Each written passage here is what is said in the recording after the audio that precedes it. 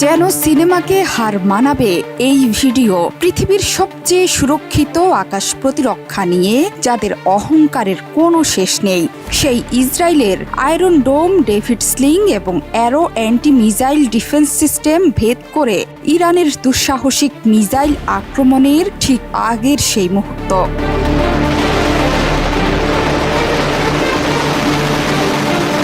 ইরানের পক্ষ থেকে প্রকাশ করা হলো অপারেশন ট্রু প্রমিস 2 এর মিসাইল আক্রমণের ভিডিও, যেখানে দেখা যাচ্ছে মাটির নিচে থাকা বিশাল টানেলে একটির পর একটি সাজিয়ে রাখা মিসাইল প্রস্তুত করা হচ্ছে আক্রমণের জন্য।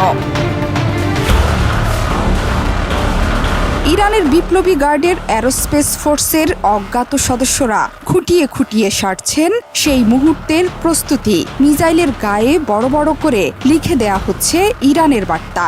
এরপর বড় বড় ট্রাকে করে সেই মিসাইল নিয়ে যাওয়া হচ্ছে লঞ্চিং প্যাডে।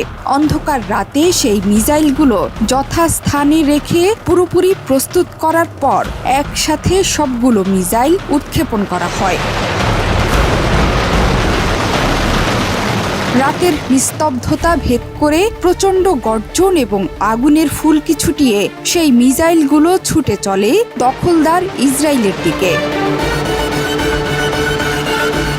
মূলত সেই রাতে ইরান 181টি ফাত্তাহ হাইপারসনিক এবং শাহাব ব্যালিস্টিক মিসাইল দিয়ে ইসরায়েলে হামলা চালায়। এর 90% মিসাইলই ইসরায়েলের আকাশ প্রতিরক্ষা ব্যবস্থা ঠেকাতে ব্যর্থ হয়। একে একে এসব মিসাইল আছড়ে পড়ে ইরানের 3টি বিমান ঘাঁটিতে। ইরানের এই অভিযানের মূল দায়িত্ব পালন করে ইরানের বিপ্লবী গার্ড বাহিনীর অ্যারোস্পেস ফোর্স।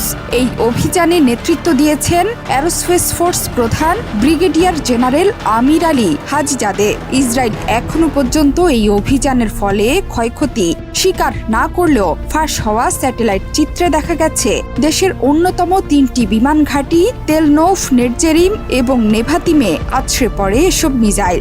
ইসরায়েলের 3টি বিমান ঘাঁটিতে যুদ্ধ বিমান রাখার হ্যাঙ্গারগুলো শক্তিশালী কোনো কিছুর আঘাতে ক্ষতিগ্রস্ত হয়েছে, এমনই এক চাঞ্চল্যকর স্যাটেলাইট চিত্র ছড়িয়ে পড়েছে। এসব হ্যাঙ্গারে রাখা ছিল ইসরায়েলের সর্বাধুনিক প্রযুক্তির যুদ্ধ বিমান। এগুলো হলো মার্কিন যুদ্ধ বিমান F-35 এবং F-15 সুপার ঈগল। এসব বিমানের এক একটির দাম মিলিয়ন মিলিয়ন ডলার। অত্যন্ত স্পর্শকাতর এসব বিমান ইসরায়েল যুক্তরাষ্ট্রের কাছ থেকে পেয়েছিল।